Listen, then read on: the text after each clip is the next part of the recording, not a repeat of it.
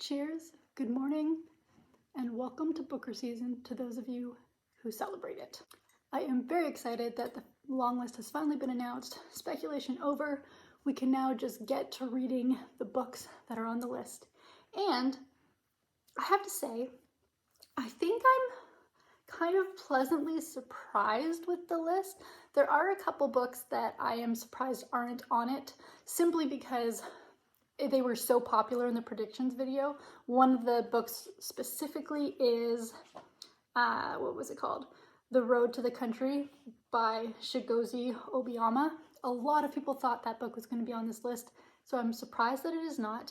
And the one book that I wanted to be on the list, simply because it is on my TBR, and I just thought it would be perfect if I could check it off at the same time as the Booker, and that is Caledonian Road by Andrew O'Hagan.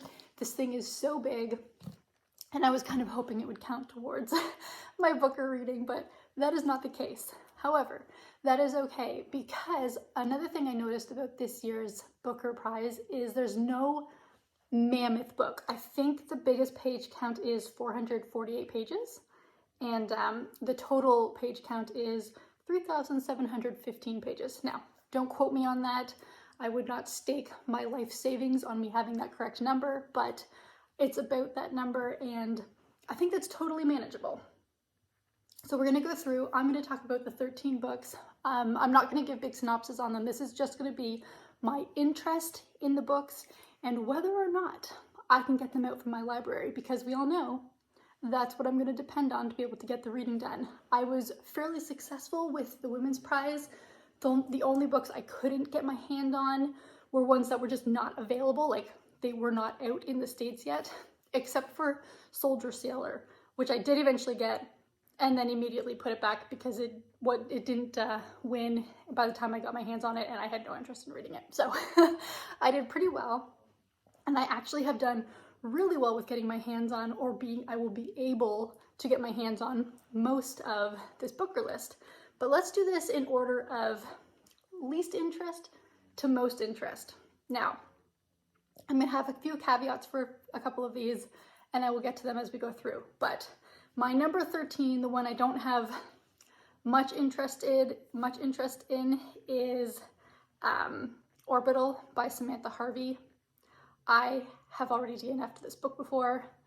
I'm going to give it another chance. It's short. I'm just gonna try it again and see what happens. In this book, you're following 6 astronauts as they orbit the Earth, and they're just kind of asking philosophical questions. I have some things written down, which is why I'm looking down, and I apologize. What is life without Earth, and what is Earth without humanity?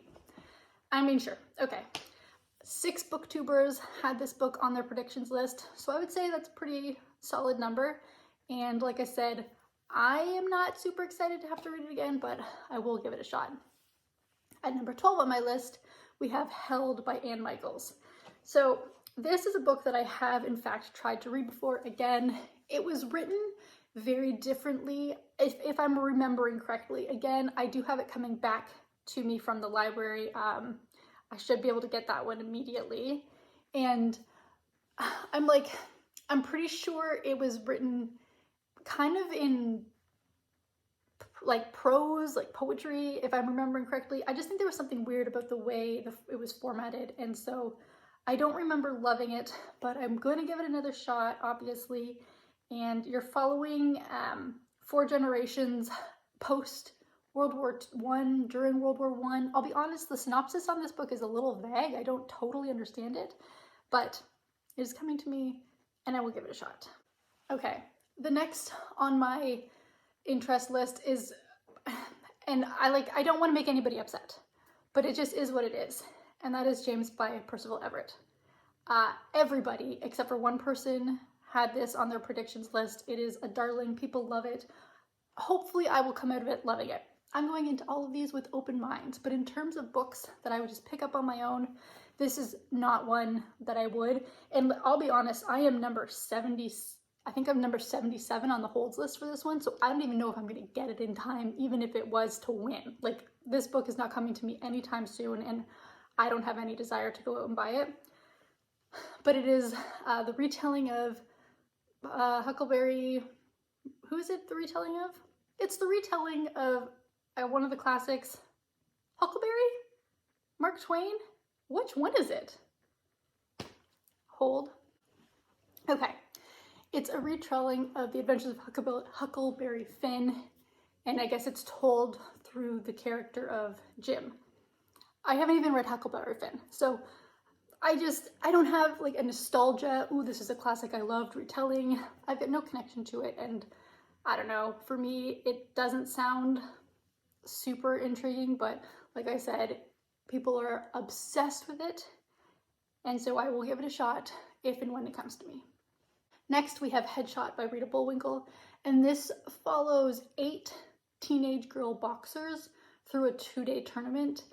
And I guess it's kind of like what it is to be so physically close to a person with your body in like this sporting environment. It sounds a little different, I'm not gonna lie.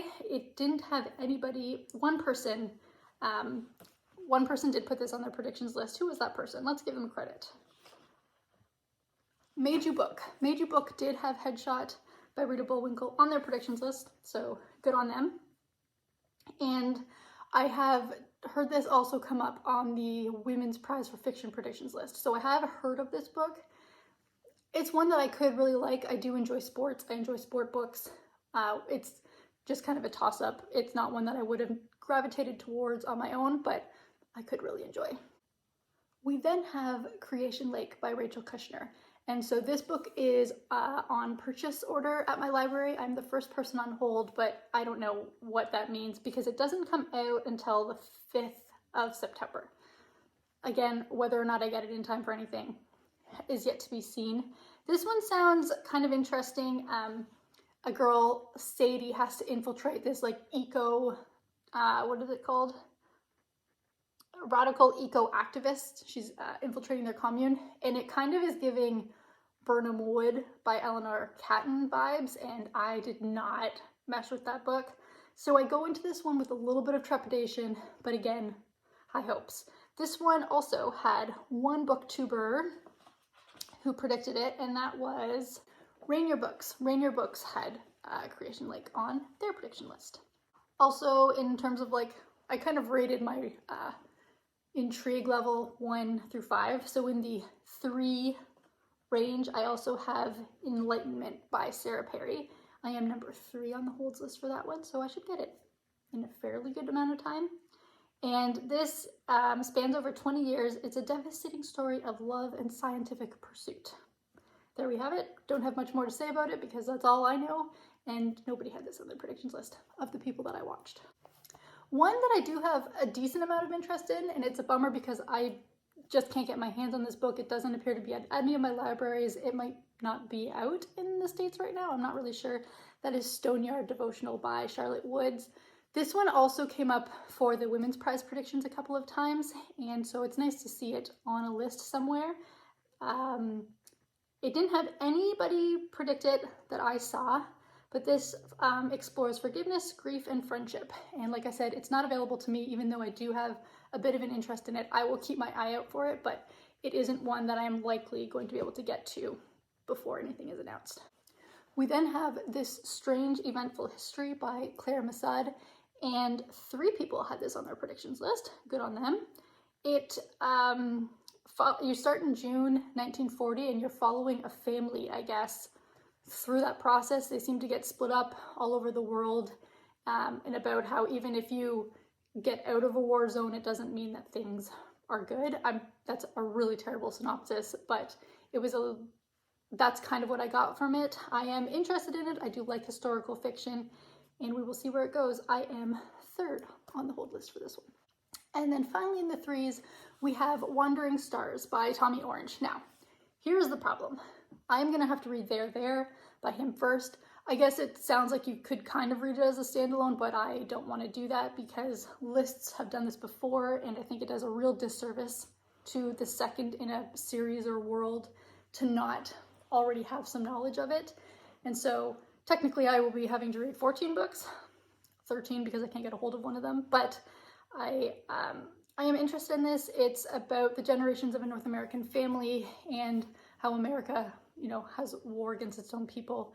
And I think that there's a lot of really powerful and difficult subject matter that are dealt with in these books. I'm looking forward to reading it. I've heard really good things about them, but they just haven't been at the top of my priority, and now they're being pushed there. I'm getting very soon. It was available to me, so it's coming to me. And Wandering Stars, I'm on number 2 on the holds list. We're climbing up the ladder in terms of books that I would have picked up naturally.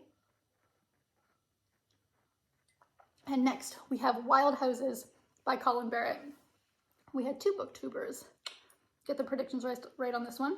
And this is a feud between 2 dealers kind of explodes into violence and an ugly ultimatum. I don't know. This is a book that in theory sounds really good, but it'll depend on how it's written. If it gets too like graphic or anything like that, I may have to bail because I'm not good with that type of storytelling, but the premise sounds interesting and I am definitely intrigued. And this is one that is available, so I will be getting this book very quickly from the library. We have Playground by Richard Powers. This one isn't out until the end of September, so I am on hold, but who knows how long it will take post-publication for my library to get it. This is so high up on the list simply because I have read from Richard Powers before and really enjoyed his writing. He always writes about like the technology and environment and all that sort of thing, and that definitely seems to be what this book is about as well. So I am looking forward to reading it, and I also appreciate that it is not mammoth. He's got one that is just so big, and this is not one of those ones. But I understand that I'm going into this because I really enjoyed the author, not necessarily because the premise is exactly for me, but we will see how it goes. Then we have The Safekeep by Yale Vanderwooden. I am number 6 on the holds list, and 2 booktubers were able to put this on their predictions. And this is 15 years post World War II, and it's a twisted desire. It's about twisted desire, history, and home. So, sounds intriguing. Like I've said, enjoy historical fiction. I'm really looking forward to reading this one, and we will see how it goes.